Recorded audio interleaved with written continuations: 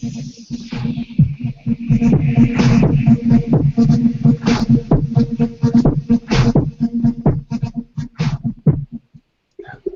we are live. How's it going, everybody? Welcome to another episode of the BBL Show.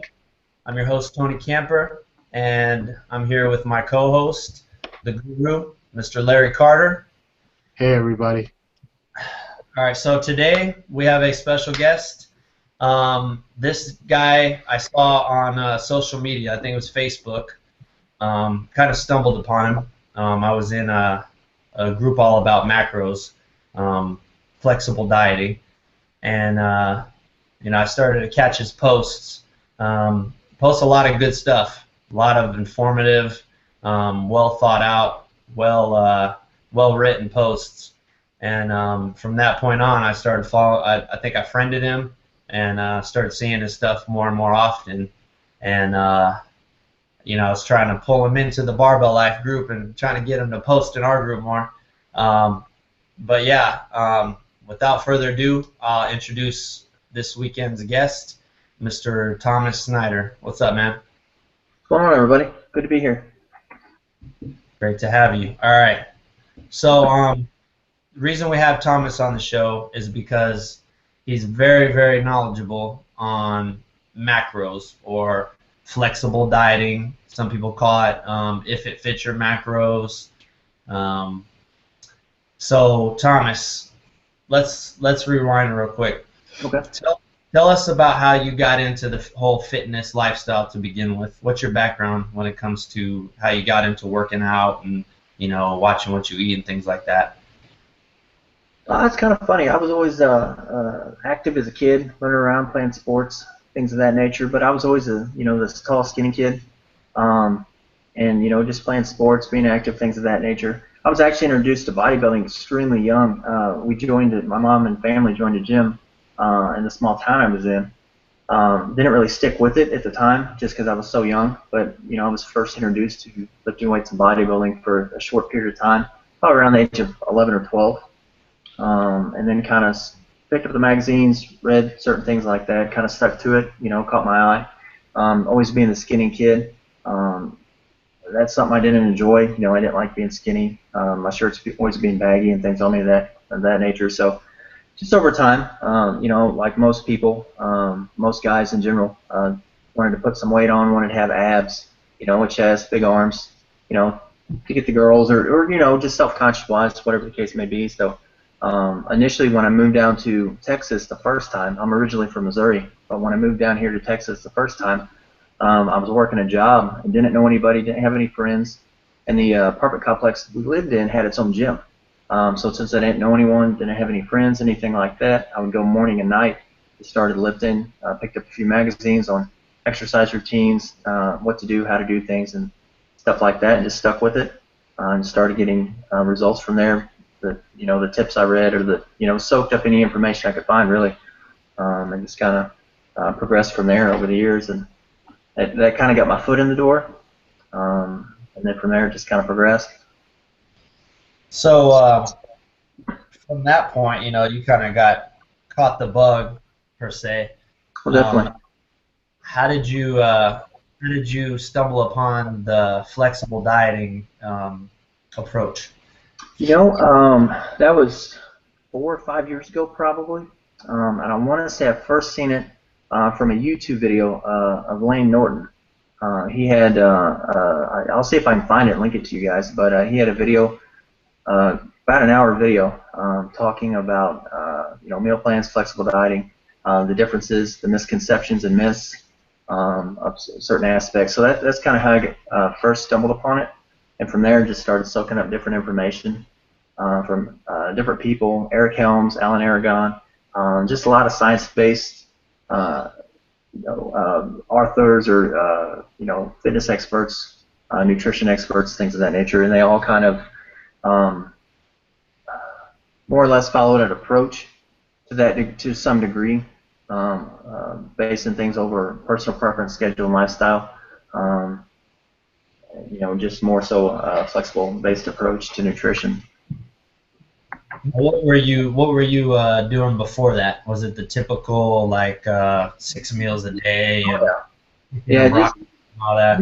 yeah, the normal stuff you see. Most people, whether they pick up a magazine, follows. At the time, social media wasn't that big, so you're pretty much getting information from magazines or a video or something. But that was pretty much it. Going to the gym, talking to different people, and this guy tells you that guy tells you that. They're big, so obviously they know what they're doing. But basically that's what it is. 6 times a day, small meals every 2 to 3 hours. Avoid these certain foods, eat these certain foods: chicken, rice, broccoli, tilapia, things like that. Um, Uh, then kind of from there, it just kind of progressed, like I said. So, but yeah, I mean, I think most people were introduced when they first start getting in shape or working out, especially maybe not so much more these days with all the information through social media, but at the time, I mean, that's pretty much what it was. If you wanted to get in shape, build muscle, that's what you did. you're showing your age, man, because me and Larry, we're about the same age too, where we didn't have internet for the longest, and it was either like you had the Arnold bodybuilding Bible or things like that. But you're right, things are definitely more available to you, and people are a lot smarter than they were, maybe 10 years ago or so. But you talk about the 6 meals a day, the broccoli, the chicken, things like that. Some people call that the bro diet. Um, what are your thoughts on that? I mean, I know there's different schools of thought. Some people think, this is the way to go, and then others think, there's a lot of downfalls to those diets. What are your thoughts on that? There's a few different things. First and foremost, it comes to your goal, what someone's goal is, and then secondary and pretty much up there, what can someone realistically adhere to and be consistent with. Um, so a lot of times, with those approaches, 6 meals a day, only eating certain foods, overall it's a good thing to a degree because it, helps someone reach their goal because with those 6 meals, if they're restricting certain things and only eating whole food or clean food, more than likely they're going to be at a deficit. And if their goal is to lose weight, that puts them there easily. It gives them something consistently, a consistent mode or method of a way to eat and stay on track. They know what to eat, and if they follow that consistently, they're going to get results. And no way, there's no way around it. The downside to that, for a lot of people, that's not going to fit their preferences. If someone's told you can only eat these foods for the next year, the chances of someone realistically sticking to that is slim to none. There might be 1% of the population that enjoys only eating certain things and, being that restrictive.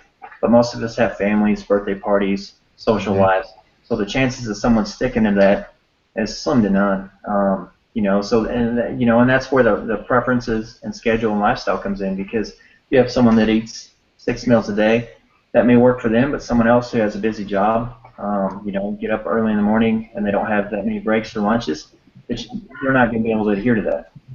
They may start off out the gate gung-ho, but when life happens, their work happens, social settings happen, for the majority of the population, it's just not realistic for a long period of time. And results, for most people, it's what you can adhere to consistently over a period of time. And most people, when they start any diet, when they get it out of a magazine, follow it because a friend did it or a celebrity done it or they've seen it on social media, they'll start out the gate gung-ho, but, and get a little bit of results short term, because they stuck to it. But, it tends to set them up for failure long term simply because they can't adhere to it.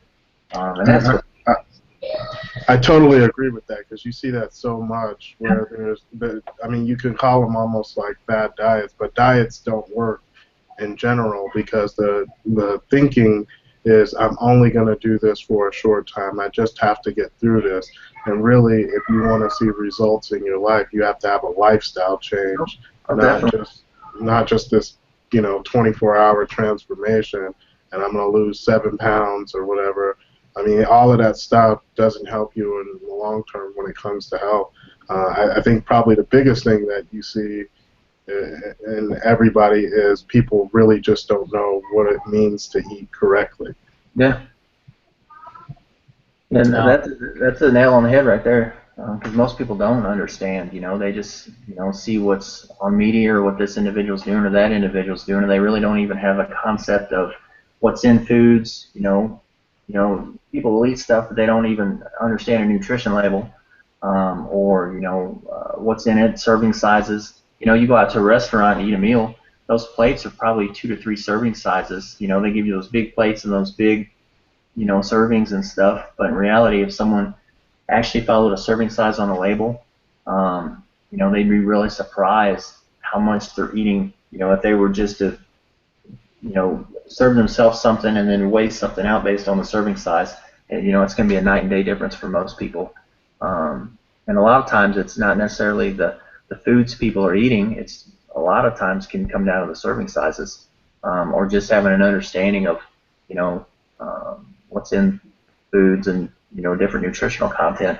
And this day and age, even though the information's out there, a lot of people just don't have a basic understanding of nutrition, or what's protein, what's carbs, what's fat, sugar, fiber, how they all play a role, overall calorie content for their goals. If someone's trying to lose weight or gain weight, so. Well, going back to the bro diet, I mean, a lot of people who give it a try, they think, okay, it's lean chicken, it's broccoli, it's rice, it's all these, simple foods, clean foods. So, Yeah. try. But like you said, it's not something that you can consistently stay on. Like you said, people are working, they're going out to birthday parties, or they're on the road, they got to pick up lunch real quick. Unless you're really skilled at this and you've got a lot of experience and insane dedication, you're walking around with Tupperware meals already prepped and all that stuff. Like it's hard to sustain, and that's one of the things I noticed. I did a physique show, and I started out with the whole bro diet thing, and I mean, after a week, I hated it. I was like, I'm miserable. The food isn't very good. All this meal prep, eating the same things day after day, it killed me. So after a week, I looked into other options, and that's kind of when I kind of started checking out, the flexible dieting. Yeah. I was in the If It Fits Your Macros contest prep group, and kind of looked into some stuff. Lane Norton, like you said, and it sounded great. I could eat foods that I like and still lean out and still be fairly healthy and things like that. So on that note, break down what macros are. What is this whole If It Fits Your Macros flexible dieting thing? Well, macros are simply macronutrients, protein, carbs, and dietary fat. To some degree, alcohol, but typically people don't count that simply because they don't eat it. But alcohol in itself is a macronutrient. Protein and carbs both have 4 calories per gram. Dietary fat has 9 calories, and alcohol has 7. So when you add that up, that's where calories come from. If you look at the back of the nutrition label, you'll have fat, carbs, protein. It'll say how many grams they are.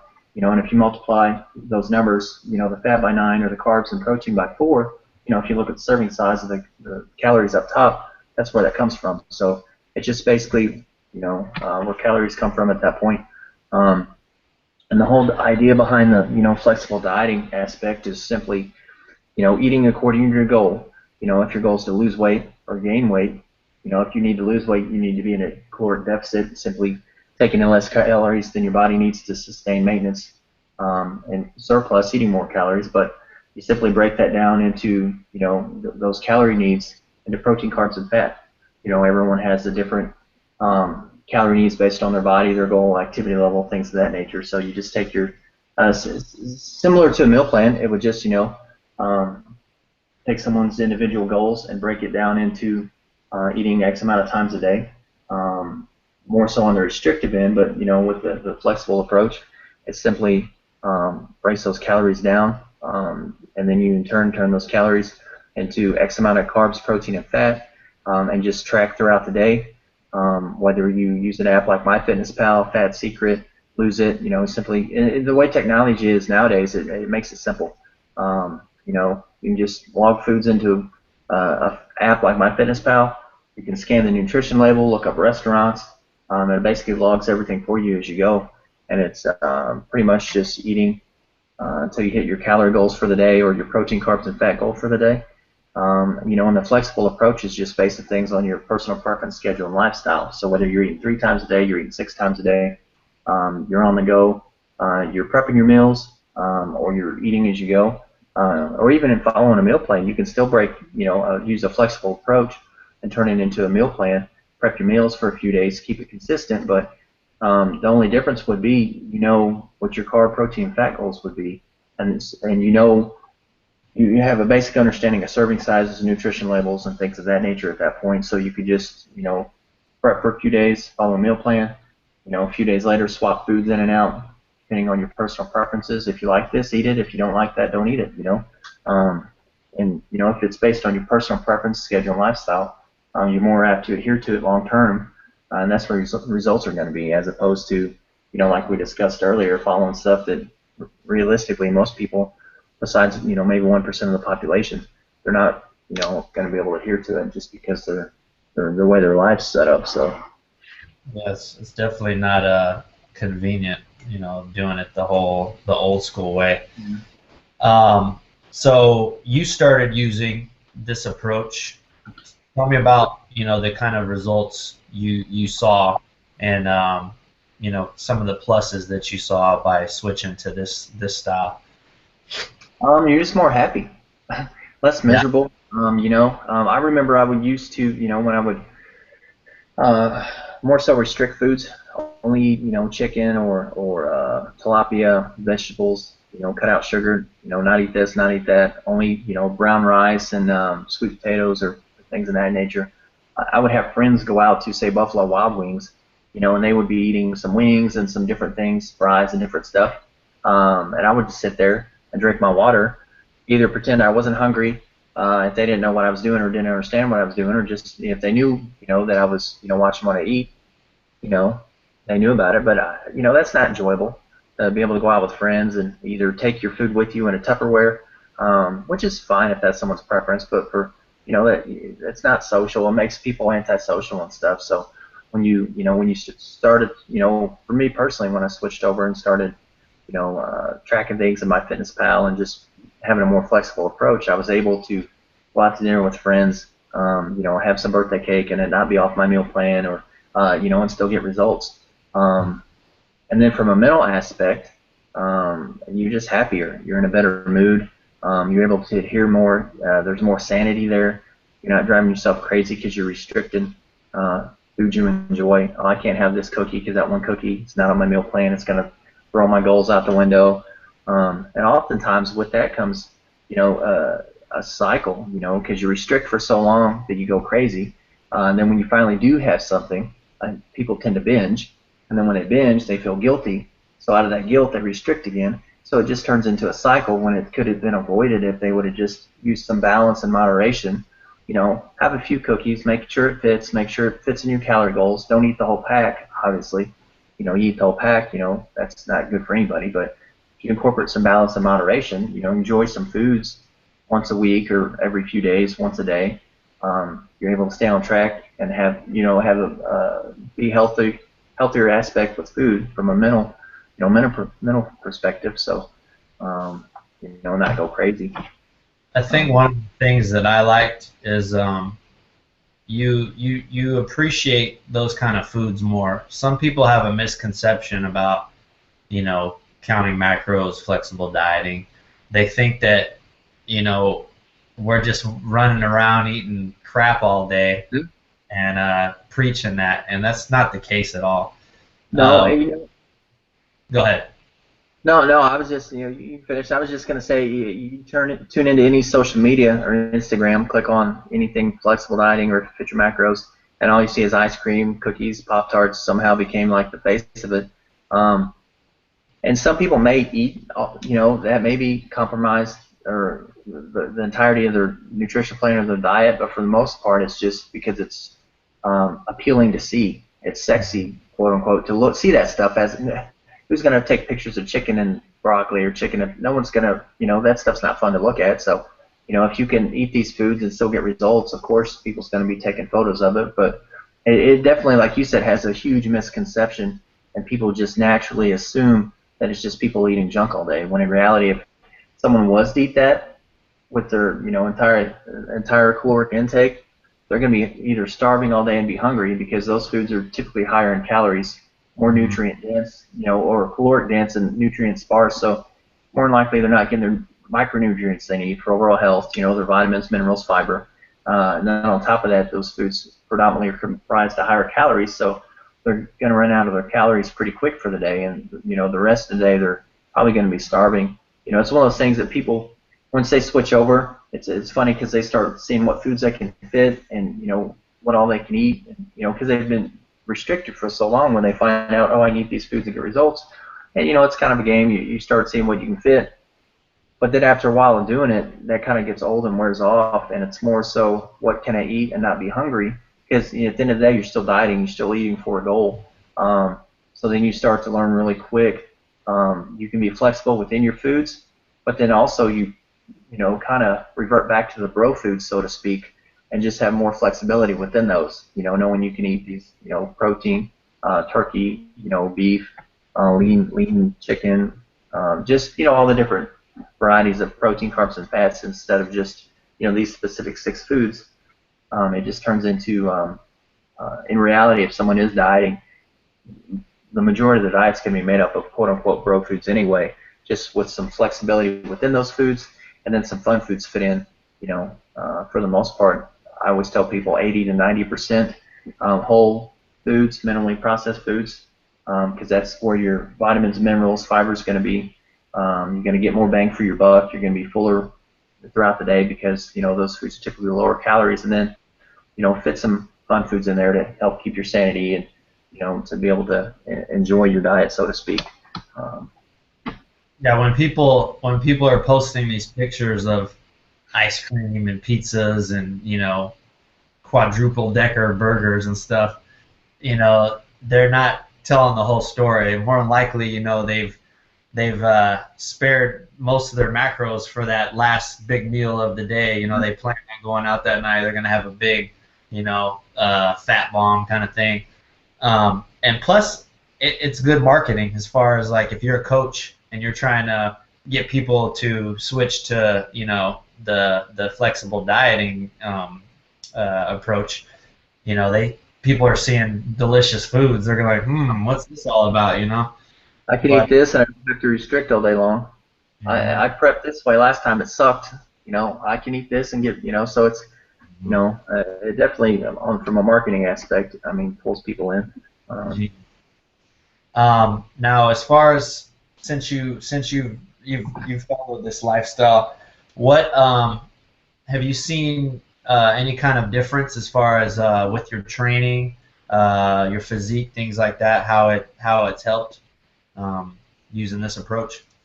Yeah, typically, on most bro approaches, bro plans that I've seen or had experience with, carbs tend to be bad. If someone wants to lose weight, it's typically cut out carbs, to at least to some degree. And obviously, when someone's dieting, they're in a deficit. The calories get cut, so they got to come from somewhere. And typically carbs to some degree, but definitely a lot more carbs from what I've seen in my experience and approach, as opposed to a typical bro plan that's maybe too high in protein, lower carb, moderate fats or whatever the case may be, or low fat, low carb, and high protein. So yeah, just definitely training wise, you got more energy from the aspect of higher carb intake, or more so following peri-workout nutrition, which is basically finding certain macronutrients around your training. So you can space carbs around your training a little more based on your preferences. which obviously carbs are your body's primary fuel source. You eat those a good amount before your training. You're going to have more intensity, endurance, and stuff, a better training session. And a lot of times when you follow a meal plan, it's the exact same foods throughout the day, spaced out every 2 hours or whatever the case, so to speak. So with following, more so a flexible approach, you can, space your macronutrients kind of how you want based on your preferences. And if, you got a big training session, just, put a good bulk of your carbs prior to your training in that regard, and as opposed to you just having them spaced out throughout the day or not really having any at all, in favor of, a lot of those plans that are, in my opinion, way too high on the protein end and, too low on the carb aspect. So, but yeah, definitely from training aspect, just the, the higher carb intake, or, being able to choose when you eat certain things, which ultimately will affect training in that aspect. So. Yeah, definitely with the carbs, because before I found out about this, I was thinking it's kind of a popular thing now where people think, ooh, carbs are bad, stay away from carbs. If you get rid of carbs or you barely have any carbs, you're going to lean out. And in a sense, that's true, but it's not a sustainable,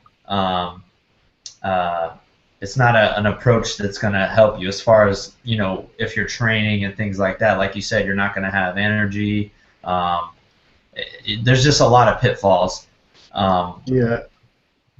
Like there are a lot of pitfalls, but it also depends on what you're doing. Because if you switch fully over to keto, and that's what you're going for, you're not going to get the gains that you want to get if you're trying to train or anything like that. But you'll still have energy and that type of thing once your body converts over. Well, definitely, yeah. With switching over to ketosis, and and that goes a lot of back to the personal preference aspect. Because I have a lot of clients, initially you'll set up their macronutrients, protein, carbs, fats, and some just prefer a higher fat intake and lower carb intake just because their body either responds to it better or that's just out of their personal preference. So yeah, definitely a keto aspect, because after a while, once you do switch over to ketosis, you're fine. You got plenty of energy at that point. That little bit of brain fog that some people experience in the initial phase is gone, and all that aspect. So yeah, some people definitely thrive a lot better on higher fat intake, lower carbs, and things of that nature for sure. So, and that's kind of the benefit to the flexible approach is it's basically whatever you want it to be. Depending on your personal preferences and like I said, schedule, lifestyle. Some people prefer that. And you can take your macros and break them down to kind of whatever you want them to be in that aspect. So if someone preferred a ketogenic approach, they could definitely go that route. I just had a client competed a few weeks back. She's a vegetarian. She's been a vegetarian her whole life. So we broke down her, macronutrients, and she ate what she wanted based on her preferences and schedule. Her whole prep was vegetarian. She just tracked her macros within that. Had plenty. I didn't even know protein sources she was getting her food from, and she has a whole list and variety. And you go to her Instagram, and there's always these neat little creations of food she would always take pictures of and be creative with her meals and things of that nature. And so yeah, I mean, you can definitely do it's basically whatever you want it to be at that point. And she actually ended up taking second in her class for bikini. So I was actually kind of not surprised because I knew that would work, but just to the level and the variety she was able to use that flexible approach within the her vegetarian lifestyle. So Yeah, that's one thing I love about this diet is it's not one size fits all. I mean, you can make it your own and make it work for you. That's why they call it flexible, because I mean, you can eat on the go, you can pick up food, you can eat delicious foods, but at the same time you can meal prep. You can do all that. It's just dependent on the person and their needs. And you were talking about how some clients work better with higher fats and things like that. Like no two people are the same. People's bodies react differently to different things, and this diet is definitely it's geared towards that. As far as Mm-hmm. coaching goes, when did you get into that? And tell us a little tell us a little bit about your coaching experience. Coaching wise, it kind of happened randomly, honestly. When I way back in the day when I would go to the gym, I would check myself in at the gym on Facebook because it was what I enjoyed doing. It's kind of funny because I used to get quote unquote picked on or made fun of a little bit, just kind of people poking fun because I was always checked into the gym, so people would kind of joke about it all the time. But within doing so, and getting progress, and people start noticing my progress, things of that nature, kind of worked out in my favor because people started sending me messages on Facebook or asking me things. Hey, how can I do this? How can I do that? What do I do for this? So inadvertently, what I wanted to start out doing and being a personal trainer initially was a long-term goal. It turned into online coaching because people started sending me messages. Facebook friends started sending me messages. People in other states that I wasn't, that I was friends with on Facebook but didn't know would ask me questions. So it turned into me initially, just answering people's questions and then asking for help. And then me, when I first started out, it was me sending them a meal plan or food recommendations for their body and goals and things of that nature. I learned a lot along the way, but that's in the initial phases. That's how it started. And since then I've been doing it 4+ years now, probably at least three full time, I want to say. And then about 3 years ago, I kind of switched over to the flexible approach from typical meal plans and restrictive approaches. I've had a lot of success since then, whether it's lifestyle clients, losing hundreds of pounds, through the different clients I've had, or all the competitors. Actually, the last 3 years, all the competitors I've had from bikini, figure, and things of that nature have all placed really well, successfully, on a consistent basis. So it's definitely worked out. But that's kind of how it started. Just me being tagging myself on Facebook, checking in, people being curious and started seeing progress. And then it just turned into because back in the day I didn't even know online coaching existed. I didn't know anything about it. Would never in my wildest dreams thought it was a job or something you could do or anything of that nature. And then I kind of just randomly stumbled into it, and it kind of took off from there. I've been doing it, like I said, ever since. So. Yeah, everybody's hitting you up trying to get some info and stuff, and you're like, you know what? I should be getting paid for this, all this free info I'm handing out. Yeah, it just kind of it's funny because it turned. And along the way I learned a lot because when I first started doing that, there's certain aspects I didn't know. It's like anything else, you learn and grow over time. Things evolve, and the more information you study and more clients you have and different experience, because books have a lot of information. You can read a lot. You can listen to podcasts or look stuff up on YouTube, Google. But there's something said for just real world experience. And over time, you learn different aspects because you can read something all day long, but until you actually put it into practice or the situation arises from a client, you really don't know how to deal with that. But once you start experiencing different aspects from different clients and different things, you can really really learn a lot over the years. And the next time that situation arises or comes up, you've dealt with it before with success. So you know how to deal with it at that point. So just over the years through different clients and experience and different things, it's really kind of molded things how they are now. The way I do the coaching and different aspects of in that regard, I guess. So. Well, it sounds like you've had some good success at this. You're saying how you have clients that are placing and doing well on a competitive level. What is it, do you think, that kind of separates you from other coaches? Something that that helps you find that success?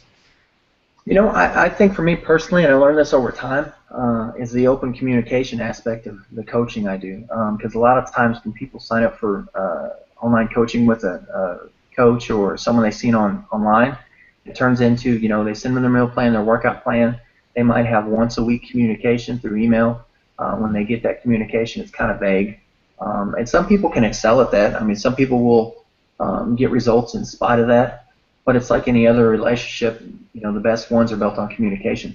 The most successful ones, no matter what type of relationship it is, if there's communication and open communication, feedback, a dialogue, open dialogue, it's gonna be a successful one. So that's the one aspect that I've noticed apart from mine, and it took some time to get there, but is the open communication aspect, to where all the clients have my phone number. They all have my obviously email, but Facebook Messenger. They're free to call and text, pretty much 24/7. And then we, kind of have that open dialogue. And two, it's a matter of, with the coaching in that aspect, you can only take on so many clients, because a lot of times people will look at it from a money aspect, and obviously the more clients you take on, the more money potentially is to be had. But at the same time, there's less success that way, simply because every client's going to need something different. Everyone has individual needs. Some can run with the plan. Other ones are going to, not in a negative way, but need their handheld, so to speak. They're going to have more questions. They're going to have, so, when you take on too many clients, you can't give individual attention to each client at that point. You may make a quick buck at that aspect, but in the long run, you're going to get a lot of negative publicity or negative press, or people just not being successful at that point, or having bad experiences and things of that nature. So what I found is just having that open communication, limiting the amount of clients I take on, so that way I can give each one the individual attention they need and deserve at that point. And from that open communication, because then you can really tailor the plan to someone. It's like when you first do macros for someone, or someone gets macros from an online calculator, it's just a baseline to start with. It's just some numbers based on a Harris-Benedict formula or some other formula the process uses, and it's just a baseline. Once that's put into real-world practice, that's going to need adjusted. Everyone's body's a little different, so someone may, these numbers may be spit out, whether it's from a coach or a calculator, and they may excel on those, but for other people they may not, because it's just a formula. It's just a, based on the information that's input, their age, height, body weight, activity level, things of that nature. It's, follow this, but it's not until you put those numbers into practice and you see, all right, if they're progressing, fine, leave them, but if they're not progressing, or something needs adjusted based on preferences and feedback and things of that nature. Someone prefers, like we spoke about earlier, higher fat as opposed to higher carb, or vice versa, or more protein, or things of that nature. And that's, I mentioned that because that's where the communication comes in, because if you have that communication, over time you can really tailor the plan to the individual, and really tweak it down to their needs and their body and their goals and their preferences, as opposed to just that initial, here's your meal plan, here's your macros, good luck. You can really tailor it to their needs, and over time, it comes to success. So, on that note, how do you go about calculating macros? Like, what is your approach? Do you just use a calculator? Do you have another method? Yeah, no, that's a good question. When I first started doing it, I used the Harris-Benedict model, which is a great model. I know some people will go on to an online calculator. You can Google, macro calculator, or the If It Fits Your Macro site, I think, has a calculator.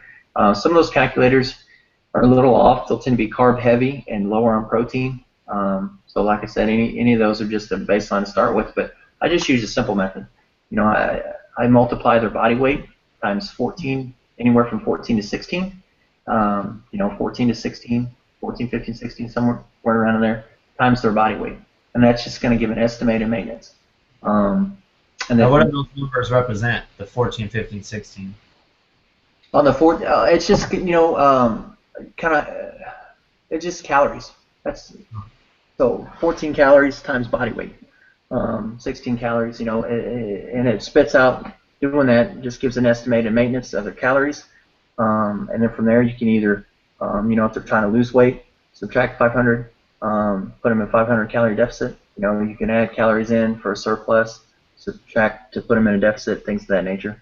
And then once you have that baseline caloric number, you can just, calculate the protein, carbs, and fats out of that. So it's just a easy approach to get a guesstimated maintenance.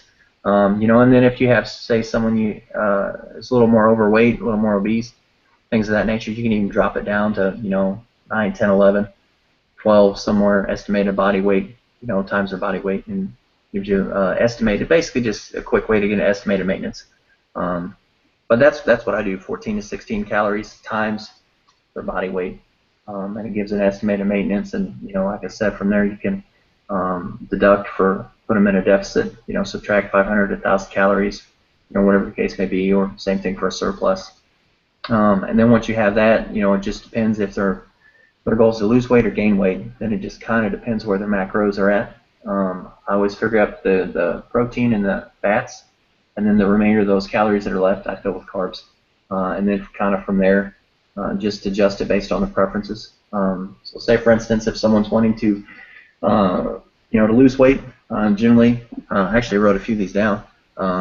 If someone's cutting, they're going to need more protein at that point because their body's at risk of losing muscle tissue at that point. So generally, if they're trying to lose weight or to cut, so to speak, anywhere from 1.2 to 1.5 grams per pound or per lean body mass, and then 15 to 25% of their total calorie intake for dietary fat. And then once you have those numbers, just whatever remaining calories are left, to just fill with carbs. And that's just a quick and easy way to do that. But with that said, it just depends on the personal preference because, like we mentioned earlier, if someone prefers higher fat, you're going to, calculate fats higher, protein going to be adjusted. I actually have that in a picture graph, so I can, let me send that over to you guys actually, because that way, people will know what I'm talking about. With, you could send over a couple pictures of like maybe your clients, some of their before and after. Okay. While you do that, let me take this question we had from someone from the Barbell Life group. Angelique Powell Wise wanted to know. She says, "Thank you for this. Okay, so I know to build protein, and everything. Hold on. Every eating plan I've been on has been boring. Chicken, rice. Here lately, I've heard that as long as you stay within your macros, FYM, it's okay to have a piece of dark chocolate or cheese or whole grain cracker or something other than chicken and rice as long as you keep it pretty clean. What do you think?" And I think you kind of spoke on that already, but yeah, I mean, that's the beauty of this diet is you're not restricted to just bland, plain, like you said, whole foods. It's not just chicken, rice, broccoli. I mean, you can, okay, for instance, while Thomas sends that stuff over, I'll tell a quick story on myself. Like I said earlier, I started off my prep doing the whole bro diet thing. So I was meal prepping. I was eating a ton of chicken. God, so much chicken.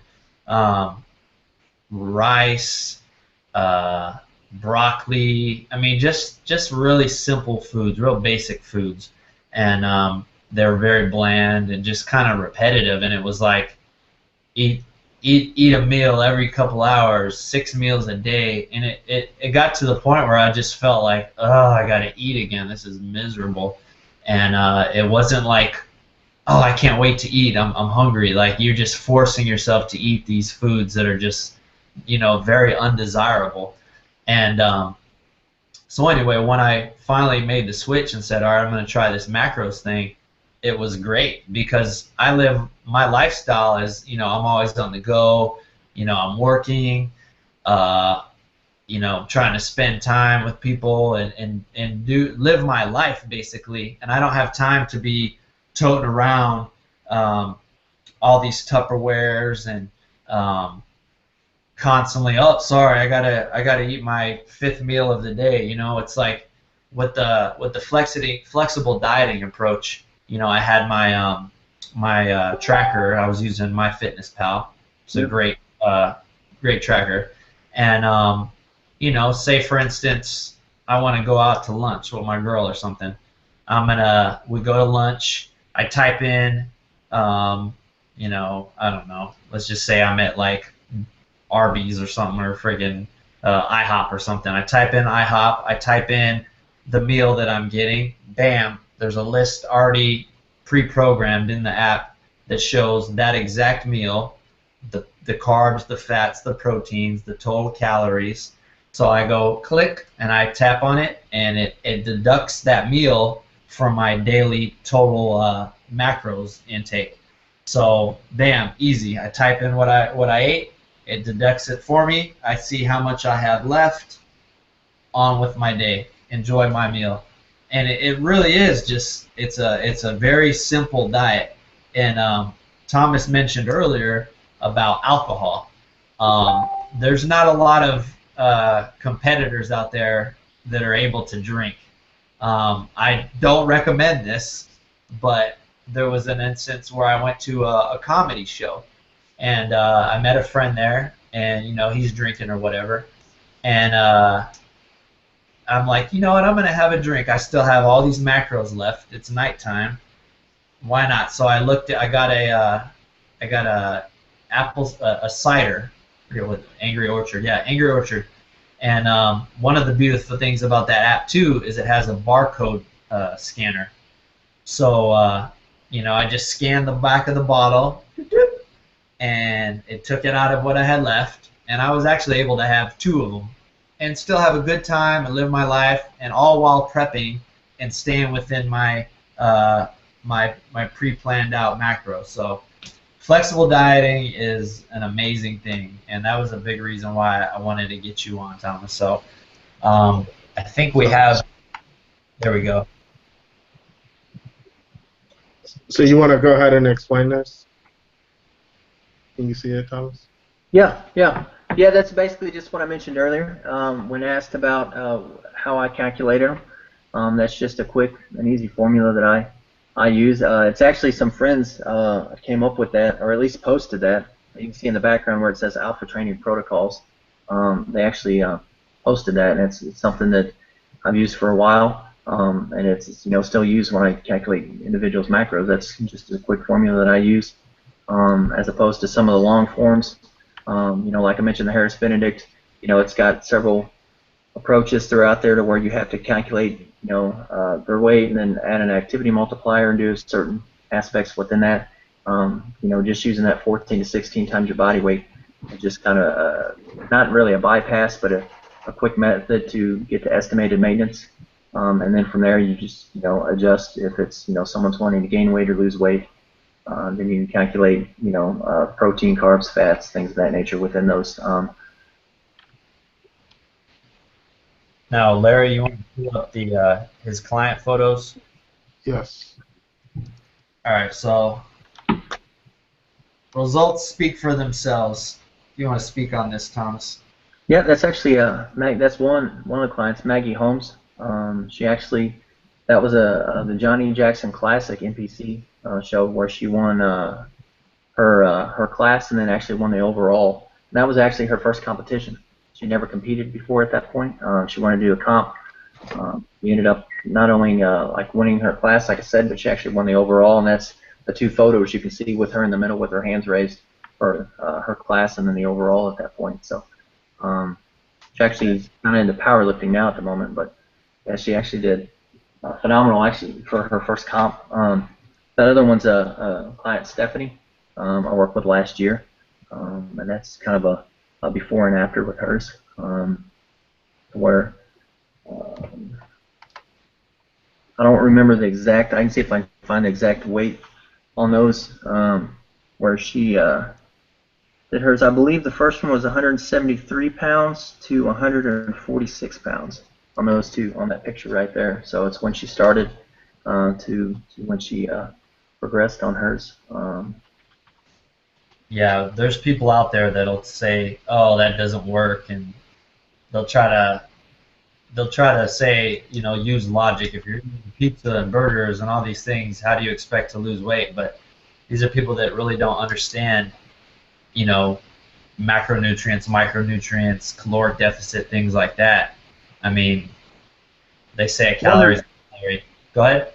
Well, I was going to say, yeah, there was actually a science teacher that put that to the test, and I'll see if I can find the link or the article, and you guys might have heard of it before, but he let his students pick what he ate from a McDonald's menu. And he ate from McDonald's every day for X amount of days and lost weight.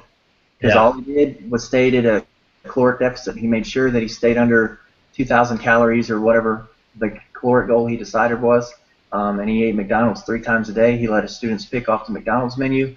He didn't eat nothing but McDonald's, and he lost like 37, 38, 40 pounds, somewhere around in there, just by eating McDonald's. And a lot of people would be like, oh, that's bad, and things of that nature. And actually, if I remember right, all his health markers actually improved by doing so.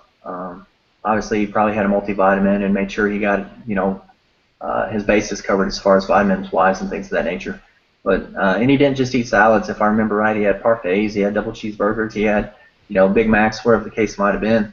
But he just made sure he stayed under a caloric goal, and he actually ended up losing, X amount of weight. And let me see, actually, I just was reading that story prior to this, and I might be able to find the photo of the actual teacher. But it works. I was going to say there's been several stories like that to where people would just do that because it's, at the end of the day, it's calories in, calories out. There's no way around that. If someone follows a meal plan and they're losing, they're not losing because they're eating certain foods. They're losing because within those foods it contains X amount of calories, and they're just staying at a caloric deficit at that point. A lot of times people will attribute it to, I ate these foods, I lost weight, but that's just a correlation. It's not the cause. It's because they're, those foods compromise or are comprised of X amount of calories, and almost always, if it's clean foods, it's going to put someone, in a deficit at that point, unless they're just going ham on some almonds or something or peanut butter because it's, then they might, put them over their goals for the day. But and a lot of times, when it gets into this kind of stuff, people tend to put the cart before the horse. Someone wants to lose weight, the first thing they go to is supplements. What fat burner can I take? What supplement can I do? Next thing they do is meal timing and frequency. So they'll start doing, 6 times a day on their eating every 2 hours. And they totally disregard how many calories they're getting. They totally disregard, their macronutrient breakdown or even their micros. Making sure they're getting vitamins and minerals and healthy foods. They'll just supplements. The first thing that comes to mind, and the second thing that comes to mind, I gotta eat every 2 hours, 6 meals a day and stuff. So I tend to put the cart before the horse because it's if you put that into pyramid style, at the top of it you're gonna have calories, then you're gonna have macros, then you're gonna have micros, then you're gonna have meal timing and frequency, and then at the very bottom you're gonna have supplements. If you wanted to kind of pyramidize that into a hierarchy of things, most important, least important. A lot of times people will flip that when they first get started. Supplements definitely have a place. They're phenomenal. They do a job, but they're just what they're called, a supplement, Yeah. to an existing deal. But yeah, they definitely have a role and a place, and it's just most people tend to want a quick fix, and that's the first thing they go to. And then the second thing is, like we talked about earlier, the typical, every 2 hours, 6 times a day and stuff. And well, it's kind of like when you first start anything. I mean, you just kind of go off what things you've heard and typical stereotypes and stuff. And I mean, I'm guilty of it. Most people are when they get into this lifestyle. So it's like, say for instance, when I first started working out, I'm like, I want to get buff. I want to get big. I'm gonna eat a bunch of food. I better make sure I drink all my protein, and I'm gonna be in the gym 3 hours, and you're just doing all these things wrong because you're going off of general things that are common mistakes, but people don't realize that. But one thing I wanted to touch on was that picture that we had up of your client on stage. You said that was her first show, and she won it. And think about this: all the people she was up against, I guarantee a majority of them were doing the typical bro diet thing. So for 3-4 months, however long they were prepping, they were miserable. I mean, they're eating all this stuff, they're doing all this meal prep and toting around the Tupperwares and stuff. And your client, I'm sure she was enjoying delicious foods and living her life basically. And at the end of the day, she still won. So that goes to say a lot about this flexible dieting approach. Now, on that note, before we wrap up, anyone who's tuning in and they want to really, give this thing a try, what are some suggestions for like the starters out there, people who want to, get into this? What are the main things that you would say go get or to do in order to get going? A few simple things. Honestly, if it's a beginner or a starter, they don't even have to go full on, completely tracking macros as far as protein, carbs, and fat. If they would just hit a calorie goal and a protein goal, just for a basic, obviously, if they're dieting, they need more protein than normal, because, they're at risk of losing muscle tissue, lean muscle mass, and things of that nature. So definitely want their protein to be in check. So if someone just wanted to start off tracking a calorie goal and then a protein goal, just for a basic beginner, get an app like MyFitnessPal, start tracking their food, looking at nutrition labels, just something really basic like that, and just kind of progress from there.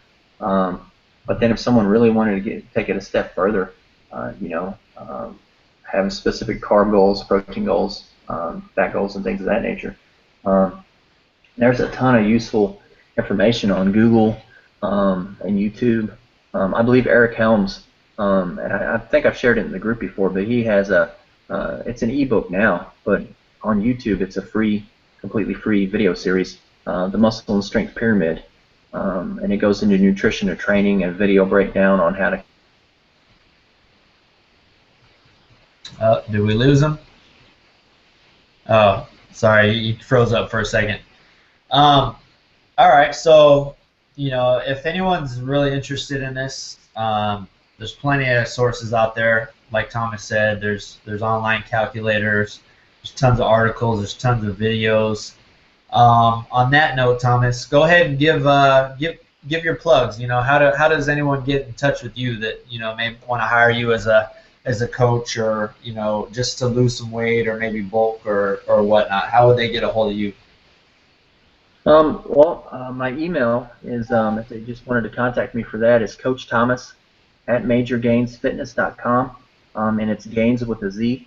On Instagram, it's at BeastMode365, and I generally post a lot of client photos and things of that nature. I'm part of a group of coaches, Major Gains Fitness. It's Facebook.com/Major Gains. It's our page, or MajorGainsFitness.com. There's 12 of us now at this point, coaches in all over the United States, up in Canada and stuff. We do a mix of pretty much anything: lifestyle clients, comp prep, competitors, pretty much any goal anywhere in the world.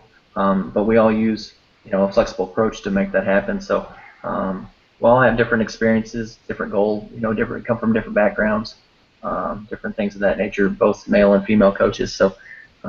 But that's a few ways to get a hold of me, or the other coaches. So, well, we'll have all your links and all that on the video. So anyone watching this, scroll to the bottom of the video and you can see. And here's the picture, the story Thomas was talking about the teacher. Oh, 56 pounds. Wow, that's insane. McDonald's for 6 straight months. And he improved his blood pressure, cholesterol, and other blood profiles. So I mean, like you said, it really is calories in, calories out. If you're at a caloric deficit, you're getting your, like you said, he was taking vitamins and things like that, so he could get his micronutrients, his minerals, and things like that. I mean, it works. So we're definitely not recommending eating McDonald's for 6 months, but it just kind of goes to show. He probably just did it to prove a point. It goes to show you don't have to eat restrictive. You don't have to eat certain foods only. You don't have to, 6 meals a day or whatever the case may be. He just ultimately proved a point. It's definitely not a recommendation. Go out and eat all that, but at the same time, like you said, just goes to show that it does work and it can be done. And his health, like it said, his health marker is even improved. So. Definitely. All right. Well, Larry, you want to take it from here? Yes, here we go. Because I know you're wanting me to present our. So as you guys know, we're Barbell Nutrition sponsored. So we have Plutonium and Chain Reaction. We will be doing our pre-sales definitely this week. So if you're not part of the email list, go ahead and sign up. In addition to this, as you guys know, we have our fat burner, which is thermite, and we'll have all of the information posted to that, and we will start pre-sales this week, definitely. And that's barbellnutrition.com. Yes. All right. Well, Thomas, it's been a pleasure having you on the show. You've been a great guest. I knew you would. You always post really informative stuff, well thought out posts. Look forward to seeing more from you. Definitely want to get you back on the show later down the road. And yeah. It's definitely been a breath of fresh air. Yeah. To hear your take on nutrition too. So yeah, at some point maybe we can get all of the nutritionists that we know and kind of get together and form something. Oh, that'd be cool for sure. You know, because definitely an hour is not really a whole lot of time to get into a whole lot of information and go over things. But definitely be happy to come back on at any point in time. And I've enjoyed the show, and I actually need to check out some of those supplements too. So. Oh yeah, well, we got you, man. You want to give any shout outs before we wrap up? Just the Major Gains Fitness crew. Lazarus Ross and all the coaches I happen to coach with. Major Gains, 12 different ones, so it doesn't take too much time to name them all. But you know, all the Major Gains coaches. So definitely appreciate all of them. Part of their group. Shout out to Major Gains Fitness. Thanks for having me on the show, Thomas. On that note, see you guys next weekend. We're out. See you guys.